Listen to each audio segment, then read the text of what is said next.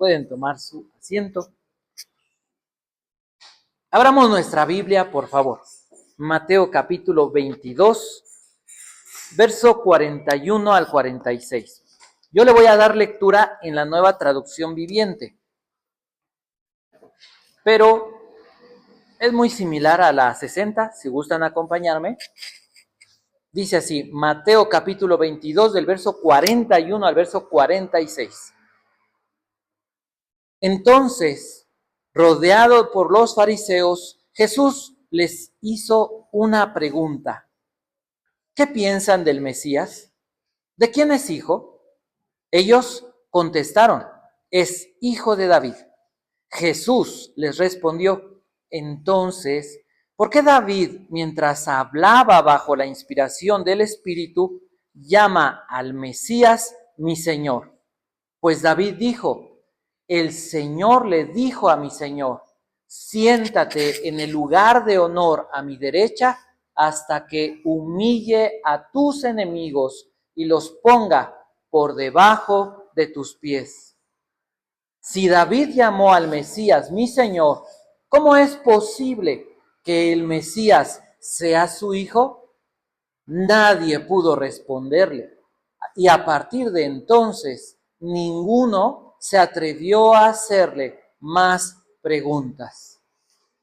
El Mesías es el título de este mensaje. El Mesías. Todos escuchamos el Cristo, el Mesías, el ungido.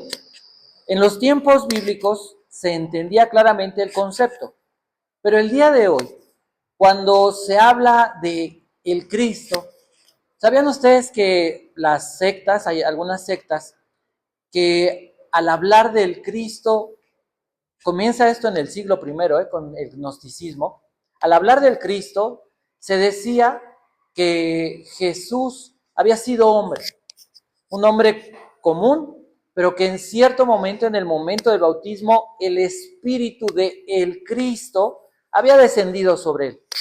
Entonces, el Espíritu del Cristo lo abandonó o salió de él cuando fue muerto en la cruz. Esto se enseñaba en el gnosticismo, pero en muchas sectas el día de hoy se sigue diciendo, se sigue dando esta enseñanza.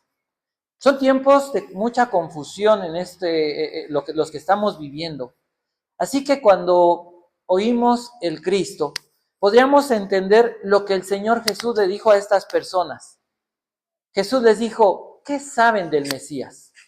Y podríamos repetir esta pregunta, ¿qué saben del Cristo? ¿Qué saben del Mesías? ¿Qué saben del ungido? Y a lo mejor alguien diría, bueno, Jesús es el Cristo. Es verdad, pero ¿quién es el Cristo? ¿O qué significa el concepto de el Cristo, el Mesías, el ungido? Es muy importante esto, porque ¿se acuerdan ustedes cuando Pedro le dice a Jesús, ¿quién dice la gente que soy yo? Y algunos dijeron, tú eres este, tú eres este. Pero Pedro, ¿qué dijo? Tú eres el Cristo, el Hijo de Dios. Y en ese momento, ¿qué recibió? Una bendición. Le dijo, Pedro, bienaventurado eres tú, Pedro, no te lo reveló ni carne ni sangre, sino mi Padre que está en los cielos. ¿Sí? Sobre esta roca, le dice, tú eres Petros, y sobre esta Petra, sobre esta roca, edificaré mi iglesia. Imaginen ustedes lo importante y trascendente de este conocimiento acerca de Jesús. Él es el Cristo. Pedro fue bendecido. A través de esta declaración de que Jesús es el Cristo, se edifica la iglesia. Una persona no puede ser salva si no reconoce a Jesús como el Cristo. ¿Se dan cuenta de lo importante? Ahora, ¿en qué te bendice esto a ti? Bueno, vida eterna o condenación. Así en términos muy sencillos y muy prácticos. Pero, ¿por qué es bueno para nosotros? ¿Por qué a mí me ayuda, me cambia, me bendice saber que Jesús es el Cristo? De eso se trata todo este tema. El propósito de Jesús cuando hizo esta pregunta era enseñarle a las personas, era recordarle a los que supuestamente sabían de qué se trataba, que Jesús era el Cristo y que las personas entendieran que el Señor Jesús, era el Cristo. De esto se trata el cambio. ¿Cómo se divide la historia? Antes y después de Cristo. Así de sencillo, así de poderoso. ¿A quién le está hablando el Señor Jesús? En este pasaje, a los judíos. Pero está hablando a personas, cualquier persona. Ustedes recuerden que el Señor Jesús no vino solamente por los judíos, sino a salvar ¿a quién? A los que creyeran en Él, de cualquier tipo de raza. Esto nos incluye a nosotros también. Entonces necesitamos entender lo que significa la identidad de que Jesús sea el Cristo. Somos bendecidos cuando entendemos esto profundamente, porque entendemos la lealtad que le debemos a Jesús. Jesús no es el bonachón, el buen amigo, el que siempre está ahí para que cuando tú estás de malas te descargues, cuando estás de buenas, pues qué ole, ¿cómo estás? Si se te olvida, pues ahí va a estar de todas maneras. No es un mobiliario, no es una compañía. Jesús es el Cristo, Jesús es el Rey. De eso se trata. Jesús les pregunta, ¿qué saben ustedes del Mesías? Mateo 22, 42, Lucas 2, 11. Vean lo que dice Nueva Traducción Viviente. Es el anuncio del ángel que dice que va a nacer un bebé y que este bebé va a ser el Cristo. Fíjense en algo. Dice el ángel, el Salvador, sí, el Mesías, el Señor, ha nacido hoy en Belén, la ciudad de David. ¿Cómo le llaman al Señor Jesús? El Salvador, el Mesías, el Señor. Fíjense, así es como la Biblia nos revela a Jesús, como Salvador, como el Mesías, el ungido, podría así, para que a ustedes les quede muy claro, el Rey. Así, de una forma sencilla, voy a profundizar en el concepto, pero Mesías, Rey. Ajá. ¿Y qué más? El Señor, el amo, el dueño, ¿sí? Ok, entonces, este es un título. Cristo, Mesías, es un título. ¿De qué se trata? Alguien, literalmente la palabra significa ungido. Alguien se ungía con aceite y era alguien escogido por Dios con un propósito para su reino. ¿Sí? Ungido con un propósito para su reino. Significa que esa persona era aprobada por Dios. ¿Jesús fue aprobado por Dios? Sí. ¿Cómo fue aprobado por Dios? ¿Cuándo fue aprobado por Dios? La historia completa me pueden decir siempre, está bien, pero específicamente demos momentos muy claros. El bautismo. Este es mi hijo amado. El Mesías debía ser no solamente llamado, sino debía ser ¿qué? Hijo de Dios. ¿Cuándo volvió a pasar esto? ¿Se acuerdan que el Señor Jesús le dice, Padre, glorifica tu nombre y se oye una voz del cielo? Lo he glorificado. Y la gente se voltea al cielo y se ven y se consternan. Seguramente fue un ángel. No, fue un trueno. No, fue el Padre. Jesús le habló al Padre. Padre, glorifica tu nombre. Entonces, Jesús es el aprobado por Dios. El momento de la transfiguración, ¿se acuerdan también? Ahí lo vieron 3, pero después se publica en los evangelios que Jesús es el ungido. ¿A qué apuntaba este título Mesías? Tenía que cumplir con 3 ministerios. Primero, como rey. Segundo, profeta. Rey, profeta. Y tercero, sacerdote. Veamos Mateo capítulo 1, verso 1. Dice así. El siguiente es un registro de los antepasados de Jesús el Mesías, descendiente de David y de Abraham. ¿De quién debía descender el Cristo? De David. Jesús entonces es el Cristo, ¿por qué? Por genealogía. Jesús es el Cristo por genealogía. Ahora, Jesús es el Cristo por profecía. Mateo capítulo 2, verso 4 y 5. Mandó llamar a los principales sacerdotes y maestros de la ley religiosa y les preguntó, ¿dónde se supone que nacerá el Mesías? En Belén de Judea, le dijeron, porque eso es lo que escribió el profeta. Entonces, imaginen ustedes qué posibilidad habría de que una persona naciera en un lugar específico, en un momento específico, entre los miles de millones de personas que han existido en toda la historia de la humanidad. Pues solamente se cumple eso en una persona. ¿En quién? En el Señor Jesús. Ahora, Mateo capítulo 16, el pasaje que yo les comenté acerca de Pedro. ¿Se acuerdan que Pedro le contesta, tú eres el Mesías, tú eres el Cristo, el Hijo del Dios viviente? Jesús aceptó ser el Mesías. Jesús aceptó ser el Cristo. Él no dijo, no, Pedro, te estás equivocando o estás fallando. Jesús aceptó ser ¿quién? El Hijo de Dios, el Rey, el profeta, el sacerdote. Sigamos avanzando. ¿Qué significa? ¿Se acuerdan que le dice Jesús? ¿Qué saben del Mesías? Que es hijo de David. ¿Qué significa eso? Porque lo leemos y decimos, es hijo de David. ¿Pero qué significa eso?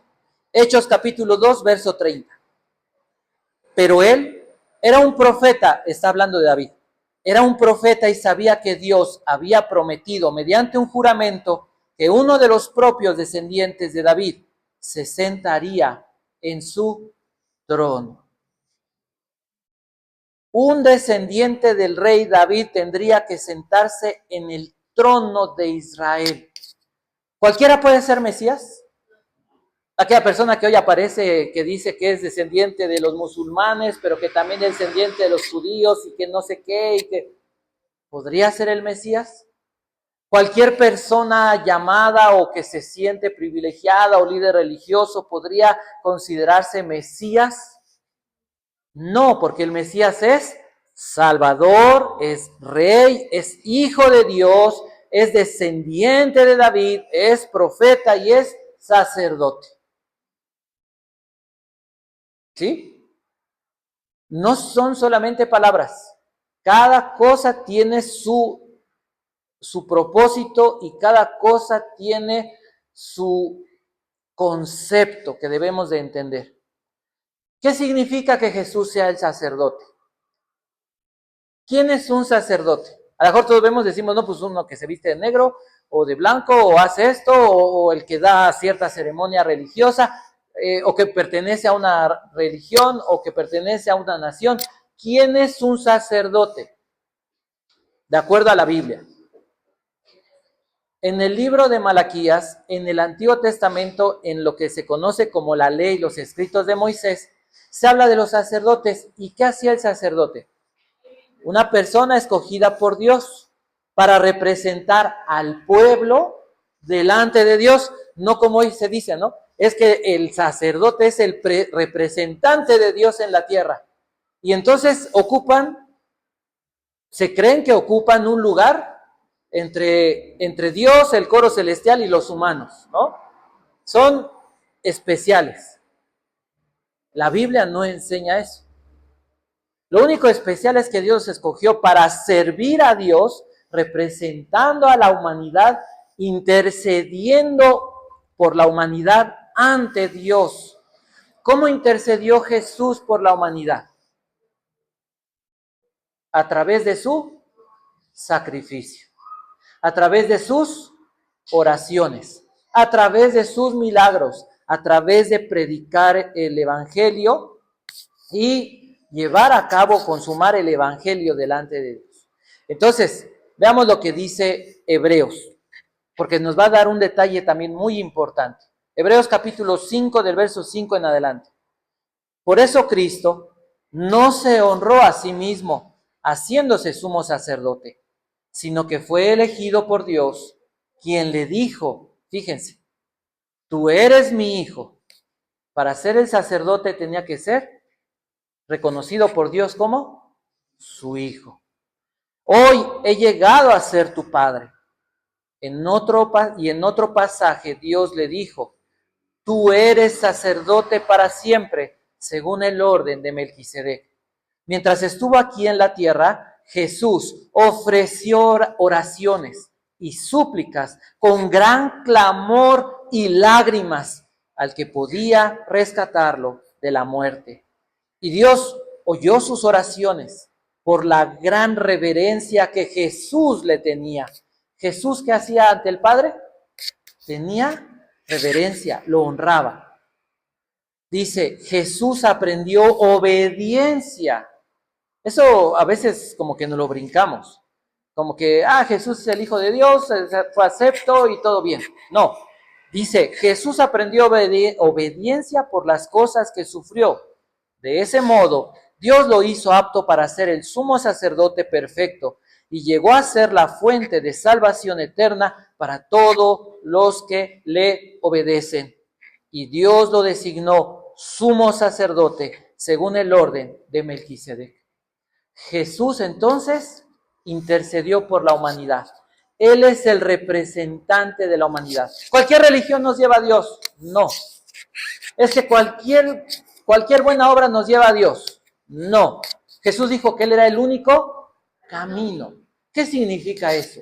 ¿Y por qué Jesús tiene la autoridad para decir eso? ¿O por qué valen sus palabras?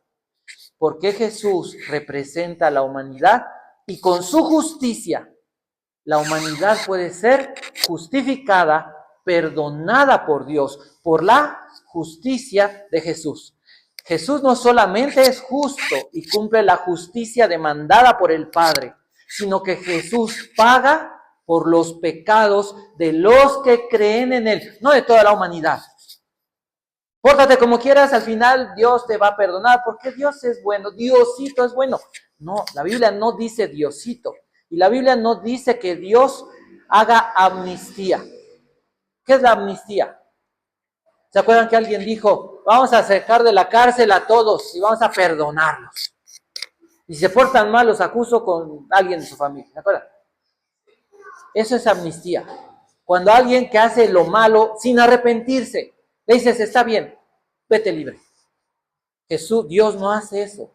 ¿Dios qué hace? Castiga el pecado. ¿Sobre quién lo castigó? Sobre Jesús.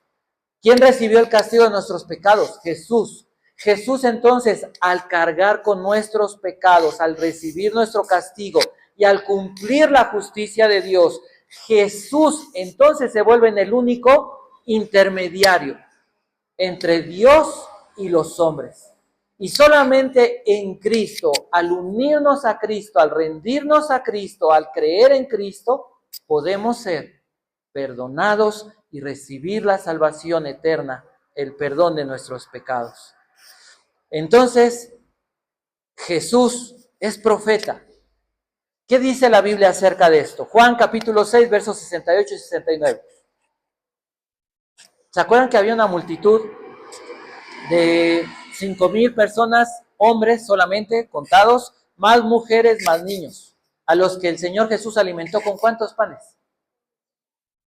Con 5 panes. A ver, vamos a comprar 5 panes, 5 bolillitos y vamos a comer los que estamos aquí. No, ya con Uri y con Aarón creo que no alcanza esto.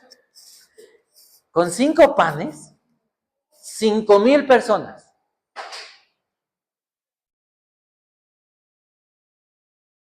Más mujeres, más hijos. Después de que comen, Jesús les da un sermón.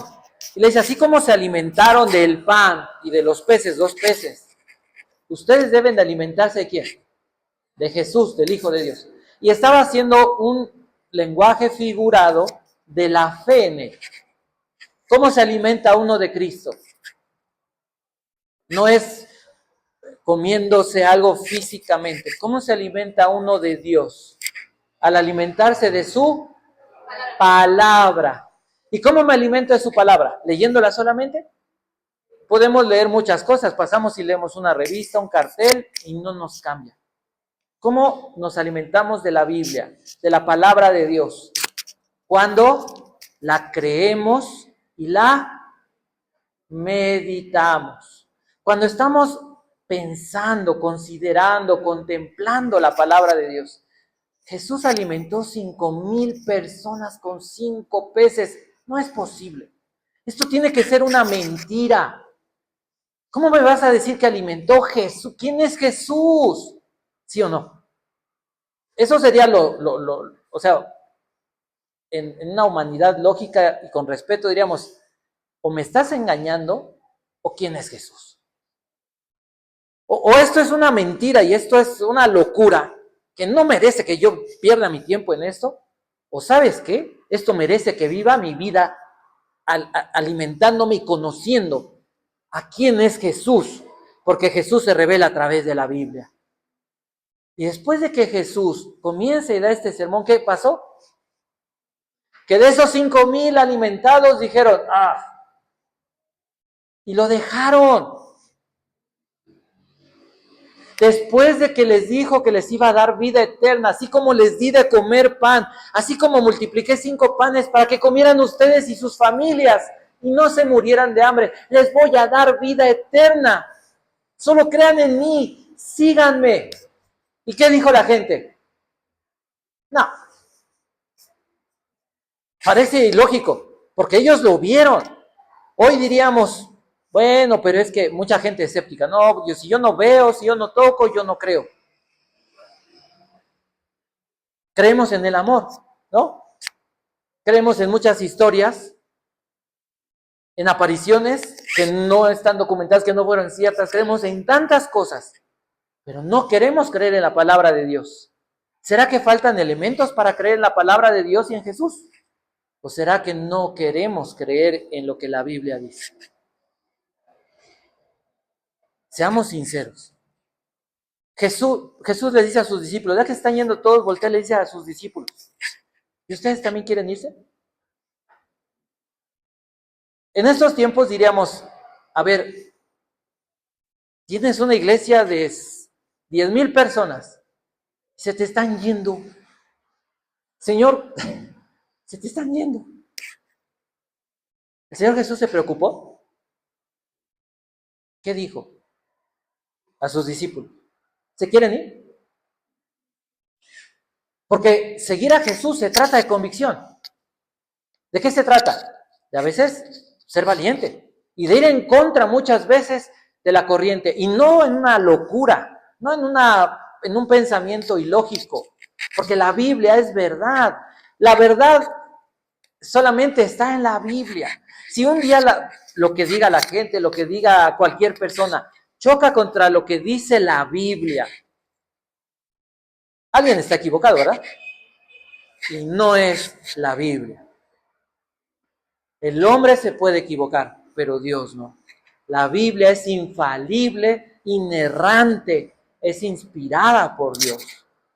Entonces, Pedro, cuando Jesús les dice a los discípulos, Pedro siempre es el vocero, ¿qué dijo? ¿A quién iremos? ¿A dónde vamos, Señor? Solo tú tienes palabras que dan vida eterna. Entonces, se reconoce a Jesús como el dador de la vida a través de sus palabras. Y Pedro le vuelve a decir, y nosotros hemos creído y conocemos. Esa palabra conocemos significa hemos experimentado. O sea, no solamente es así como creo, me parece que es bueno, que tal vez es verdad. No, esa palabra conocer es la palabra de experiencias. Hemos experimentado que tú eres el Cristo, que tú eres el Rey, que tú eres el elegido. Cuando hablamos del Rey, tenemos que entender que el Mesías fue prometido por primera vez, ¿cuándo? ¿Quién se acuerda? Hace aproximadamente 6,000 años. La humanidad acaba de caer, se acaba de rebelar contra Dios, el pecado entró la enfermedad, entró la muerte, entró el sufrimiento, entró el dolor. Adán y Eva no creo que seguramente cuando pecaron se abrazaron, se besaron y dijiste, ¿cómo te amo? Empezaron los pleitos, empezaron las diferencias, empezó el problema el sufrimiento y la muerte. Hoy decimos, ¿por qué muere la gente? ¿Por qué un bebé? Porque pecamos, porque dejamos nosotros que el pecado entrara. Y cuando todo estaba perdido, en ese momento aparece el Señor y dice, un día vendrá un rey que salvará a la humanidad. Hace 2000 años, la gente decía, esperamos al rey, pero la realidad es que no lo esperaban. Porque cuando lo tuvieron enfrente, otra vez, ¿quién pudo alimentar 5,000 personas? ¿Quién pudo darle vista a un ciego de nacimiento? ¿Quién puede? ¿Quién ha podido? ¿Y quién podrá?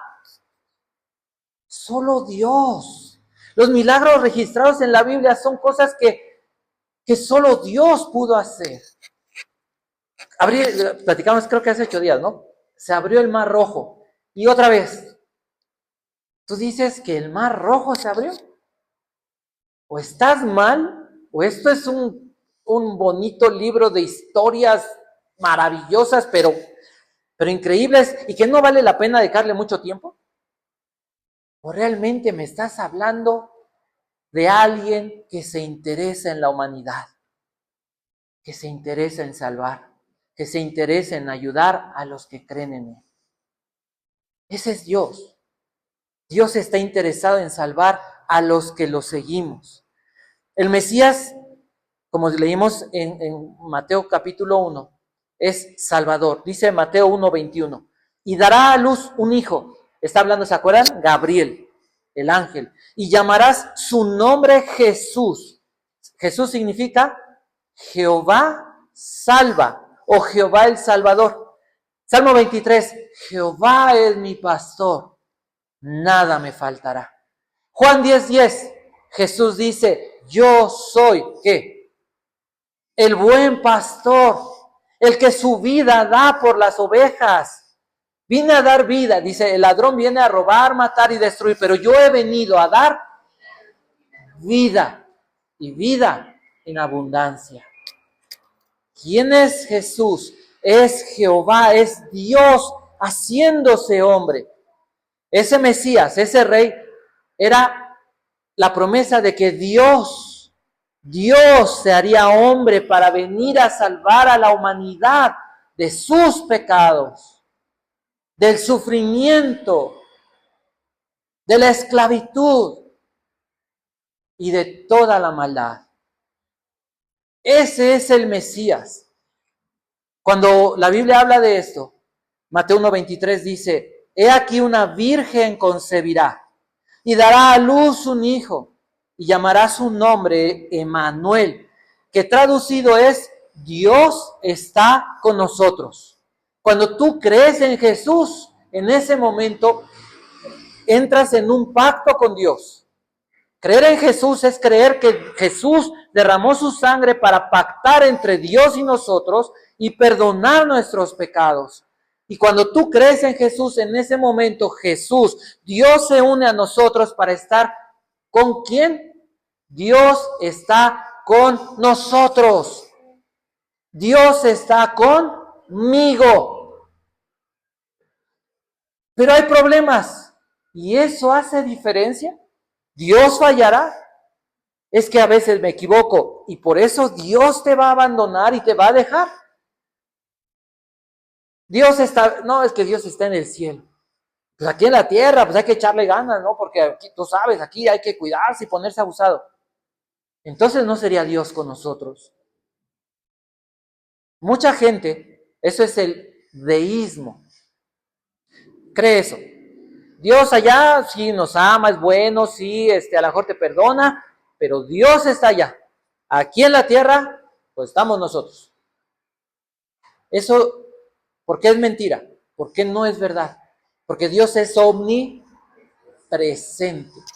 Está en todo lugar. Dice el salmista, si me voy al Seol, si me voy al centro de la tierra, ahí estás tú. Y si me fuera a las cuevas, si me voy a lo más lejano, ahí estás tú. Y si subo al cielo, ahí estás tú. Tú estás en todas partes. Ahora, cuando crees en Cristo, Dios no solamente está a tu alrededor, sino que Dios está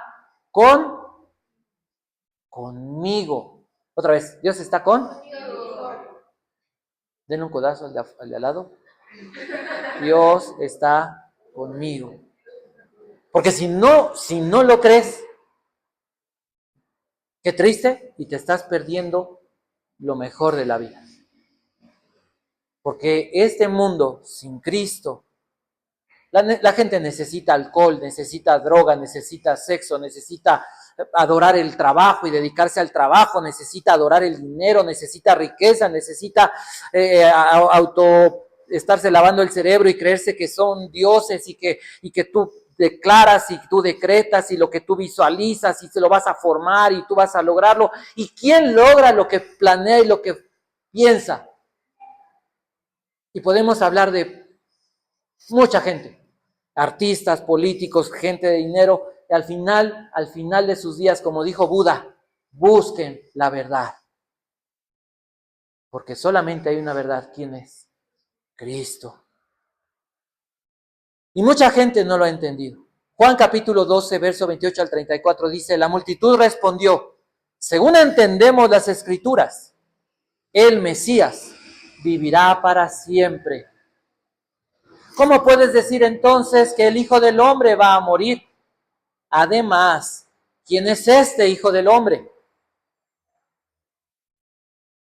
Las Escrituras decían que el Mesías, el Rey celestial que vendría a salvar al mundo, permanecería para siempre y permanece para siempre. Y alguien diría, y a Jesús lo crucificaron. A la humanidad, a la naturaleza humana, a nuestra mente humana, no sé si podamos entender esto, pero la Biblia nos da la respuesta y nos revela cómo es que Jesús permanece para siempre, para acreditarse como el Mesías. Porque Jesús resucitó de entre los muertos. Dice el apóstol Pedro en Hechos, dice, sueltos los dolores de la muerte, por cuanto no pudo retenerlo. ¿Por qué la muerte tiene derecho sobre todas las almas? ¿Por qué la gente tiene que morir?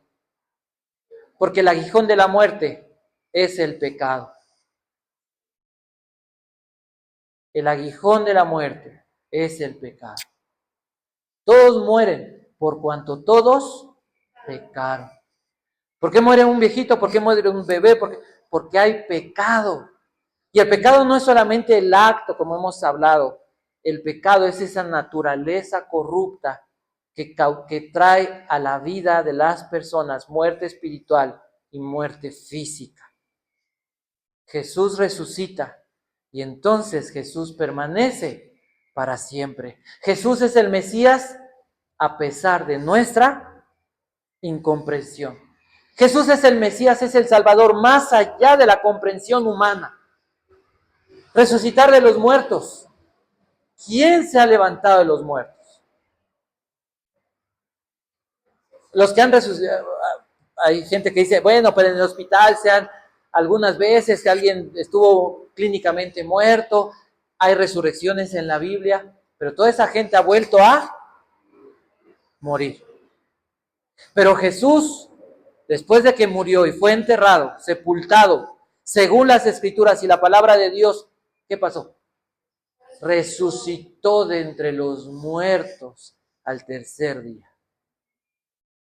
Y cuando alguien le dijo, no, porque se acuerdan que se anunciaba, ya resucitó, ¿no? La gente ya resucitó entre los discípulos y corrieron a la tumba y estaba vacía y que las mujeres se nos apareció un ángel y que el ángel le dijo a los otros, vayan y díganle a Pedro que los va a ir a buscar y que los espera en Galilea. Y mientras por ahí hubo alguien que dijo, si yo no lo veo, si yo no lo toco, si yo no veo la herida de su costado, la herida de sus pies, la herida de sus manos, yo no creo. Imaginen la dureza del corazón. ¿Qué hizo el Señor Jesús? Se aparece y le dice, a ver, ¿cómo le dijo? A ver, Tomás. Esa vez no fue Pedro, ¿no? Porque Pedro estaba pescando. ¿Qué le dijo? Mete tus manos. Cuando Tomás vio eso, ¿qué pasó? Cayó de rodillas y ¿qué dijo? La más grande declaración de humildad, de fe. Señor mío y Dios mío. Ese debe ser Jesús. Ese debe ser Jesús para tu vida. Si la gente no cree en Jesús, no importa. Jesús es real. Jesús es verdadero. Y para terminar, esta cita se saca del Salmo 110. Y brevemente, el Salmo 110 habla del Señor Jesús como el Rey vencedor. Jehová, en el hebreo, Yahvé, le dijo a Adonai, ¿sí? Jehová es el omnipotente, el poderoso, Dios el creador. Adonai es mi Señor. La gente habla de Dios, pero nosotros hablamos de nuestro, mi Dios. Jehová, en este pasaje se revela la Trinidad. Y diríamos, ¿en dónde? Yahvé, el Padre, le dice, es un diálogo que se lleva a cabo ¿en dónde? Siéntate a mi diestra hasta que ponga a tus enemigos debajo de tus pies. ¿Dónde estaba el Padre? ¿Dónde está el Padre? ¿Dónde establece Dios su reino, su trono? Hágase tu voluntad como en el cielo, así también en la tierra. Un diálogo que se lleva a cabo en el cielo. ¿Y cómo lo podemos saber? Porque el Espíritu Santo es el que nos revela lo que sucedió. Y esto se conoce en la Biblia como el pacto de redención, donde la Trinidad acuerda este reino, que Cristo sería el Rey, que establecería su reino, que humillaría a sus enemigos. Esa figura de poner su pie sobre sus enemigos aparece también en el libro de Josué. Josué llama a los líderes y les dice cuando han capturado a los 5 reyes que están en la cueva, ¿se acuerdan? Bueno, eso aparece en Josué. Y los sacan de la cueva y los tiran. Esos reyes habían querido matarlos. Y les dice, pónganle sus pies sobre sus cuellos, porque así es como Dios entregará a sus enemigos. Es la máxima expresión de victoria. Cristo entonces es profetizado como el Rey invencible. Y la Biblia dice algo interesante. En Cristo somos más que... Otra vez. Romanos 8:37. En Cristo somos más que... Significa, ¿cómo lo parafrasearías? Eso, parafrasearías. ¿Cómo dirías más que vencedor? Porque a un niño le dices, es que eres más que vencedor, y el niño dirá, ¿cómo? Ponle, somos invencibles.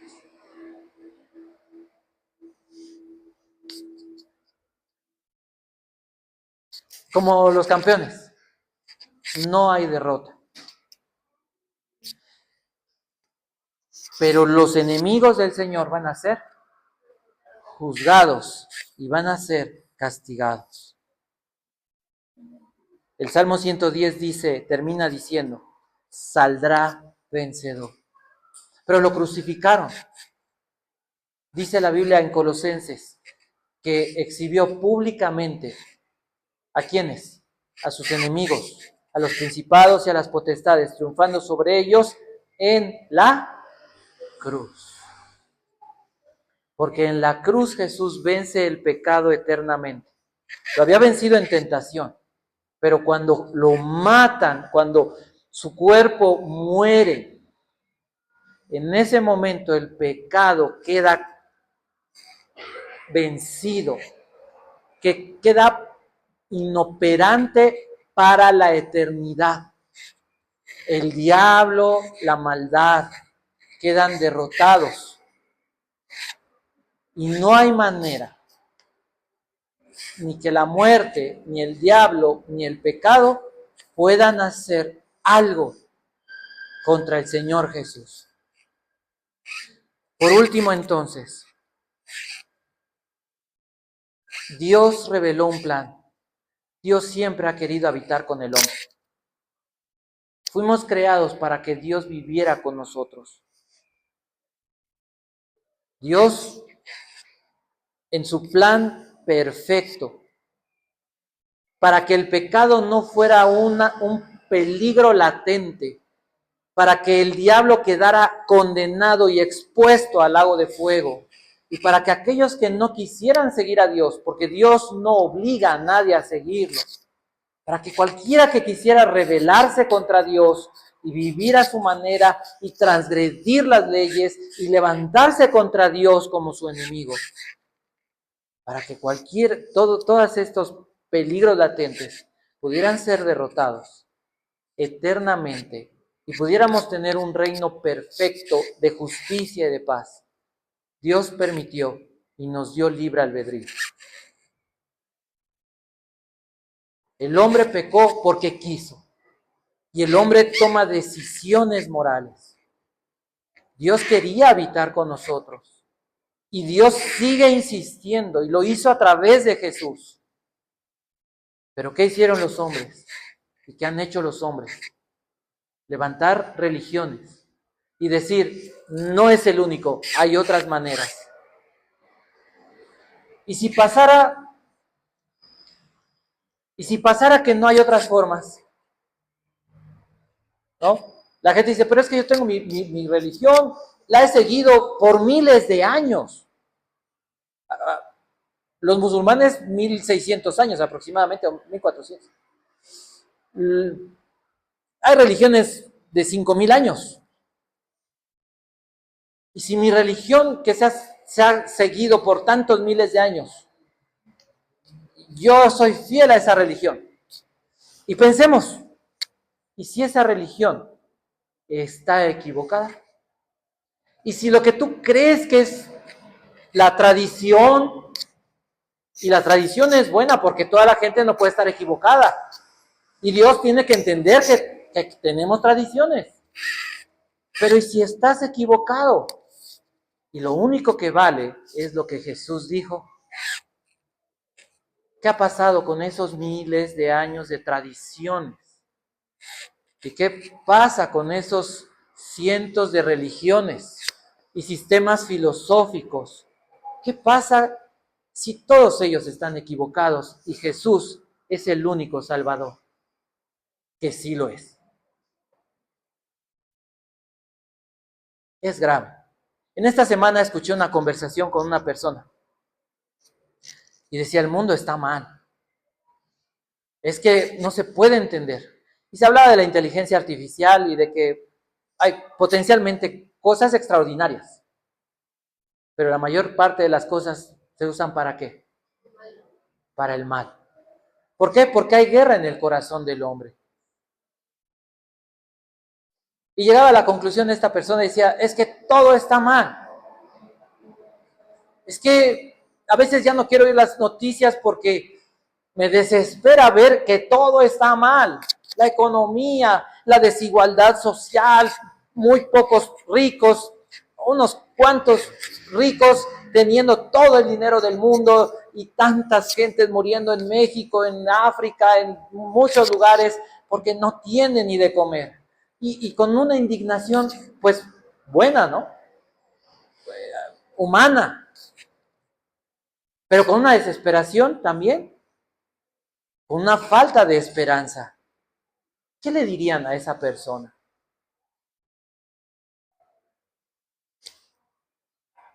El Salvador viene. Está prometido que va a venir un rey a salvar al mundo. Y alguien te diría, ¿y tú cómo sabes? Porque ya vino.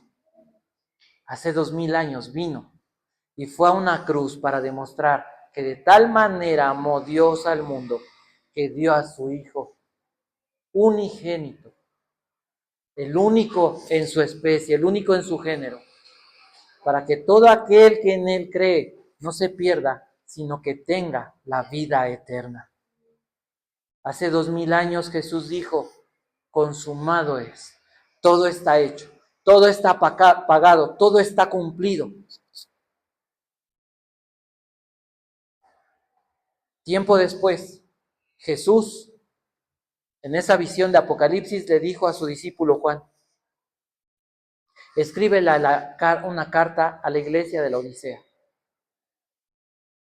Muchos comentaristas creen que la Odisea es un tipo de la iglesia al final del tiempo. Una iglesia llena de apostasía. Una iglesia llena de gente que asiste, que tiene una religión, que a lo mejor desde pequeños crecieron dentro de un sistema de creencia para ellos, de gente que hace buenas obras, y de una sociedad corrupta, donde ya no se cree en la verdad. Y Jesús dijo: escríbele a esa iglesia y dile: he aquí, yo estoy a la puerta y llamo. Si alguno oye mi voz y abre la puerta, yo entraré a él y cenaré con él y él conmigo. Las últimas palabras de Jesús hacia esta humanidad han sido: sigo buscándote, sigo queriendo venir a morar contigo, sigo insistiendo en que quiero salvarte.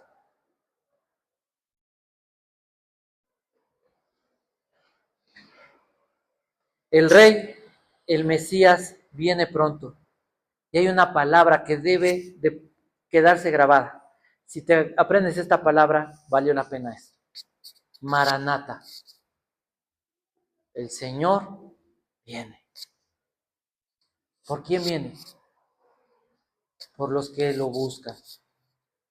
Por los que han creído en Él. Por los que han caminado con Él.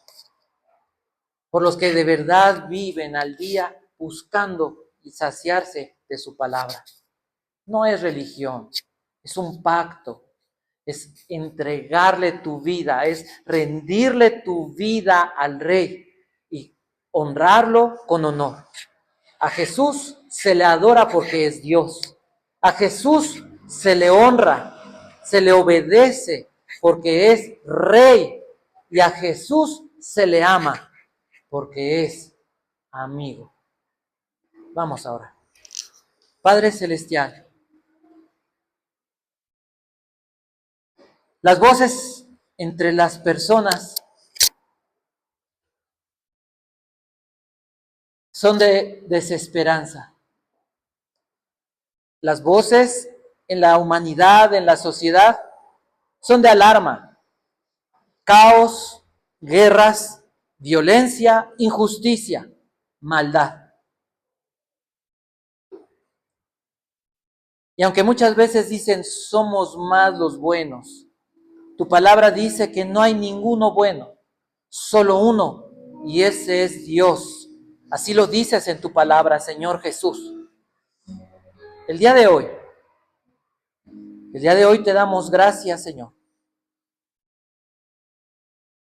porque a través de esta porción nos recuerdas que hay la promesa de que el Rey del cielo, vendrá al mundo a salvar a los que creen, a los que se han rendido a Él y a juzgar a sus enemigos.